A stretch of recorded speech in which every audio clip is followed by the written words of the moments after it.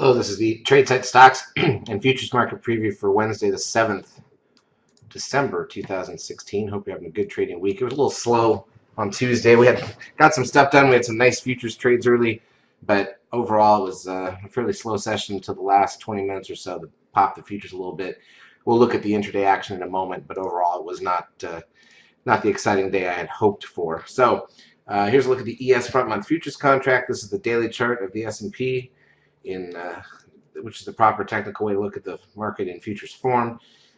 We are now, this should be a 7, right? So we're now 7 bars up towards a 13 sell signal on the Seeker. Remember, the last 13 sell signal we got on the ES was back at the end of August, and that gave us a little plunge, and that was the top for 3 months. So we're now potentially as few as 6 days away from that if we continue a little bit higher to get that exhaustion signal.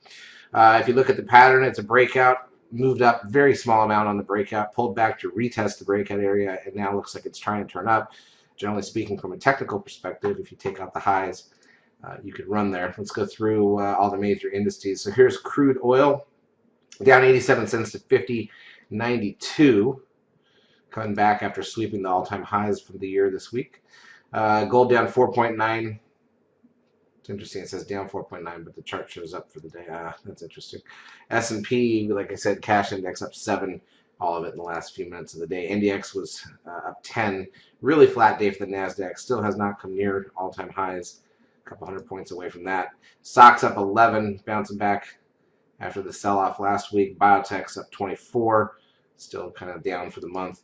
VIX, or for the last few weeks, VIX, that's a disturbing reading on the VIX at 11.79, down 0.35. It's one of the lowest closes on the VIX, and we all know that's not good. Usually means a rollover in the market. The trend closing at 0.95. 10-day moving average is also right there. Let's count the dots backwards. 1, 2, 3, 4, 5, 6, 7, 8, 9. So tomorrow is the day that the big 1.5 number comes off. So if we get a low reading tomorrow, that could really drop the 10-day moving average, which has implications for us. NASDAQ volume, it was really light. They printed some volume right at the close in the last 15 minutes to get it to 1.75 billion shares, which looks decent, better than the Monday and Friday, but worse than last Thursday and Wednesday. But really, most of the session, the volume just wasn't there. Advanced decline ratio closed positive, 931 on the NASDAQ, plus 1247 on the New York. Google loses about 2 points down for the day. Apple back up 84 cents. Which is basically what it lost the day before. Amazon gains back 536 after selling off last week. Netflix, big winner, up 5 and change. But keep in mind, this is a 12th candle on the seeker count for Netflix. So any day tomorrow that's up at all, basically, from here, will give us the 13 sell signal on Netflix. Interesting. Tesla down 95 cents. You can tell that some of these stocks that have been up all year, even though they have sold off in the last week or two, some of the big name tech stocks, you know, we always talk about the fact that at the end of the year, nobody wants to sell the stocks that are up big for the year. Who wants to lock in the tax gain and have to pay it in April? So they'd rather hold off on that. And, you know, in this particular case, we're seeing maybe that's helping some of these stocks out that would otherwise be selling off a little sharper. Bonds are down 9 cents, but still holding the risk line of that 13 buy signal. Very important area. I posted a video about this the other day.